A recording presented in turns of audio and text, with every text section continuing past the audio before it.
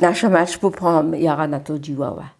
Porjanu serbštinu, ona poprom od Michała nauki, no to wiesz, nauka, a ona je to dalej pisała. Dobrą serbštinu, ona dere niemscy rečała, to nie byše taka nikaka jasna blada, ono podzie dere rečała.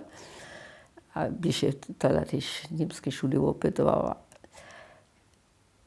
A to na to ona poprom jara dživava. Tokiž moja starsza sofa Angela, która sztola już też spiesznie, a jara zaje Łużycu opuściła, ta wubierną serbštinu rečała.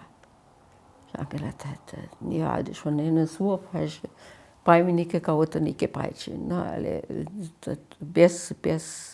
bez milku. Všetci, čo tady žen lista, žen kartu Němce domů písala, to nie, to slijedno nie, bohužel ona potom svoji synov nije serbštinu, to ona moja mama tekoli, čežo s tými Ukrajinými dětmi ve šuli a ona to ještě tyž nie doma mít, a to byše zmilk.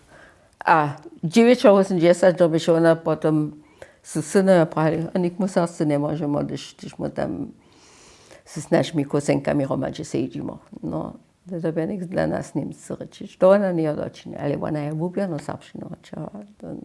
A to naša mač nam še učiva. Ja bih se s jednom salvistom možni, no ja se tam se nedah ničo prači, no ja nisem tam upikojta. Sem jaz spitala tež, no, a přesto čitala, pisala. Ja, to potom ostalo.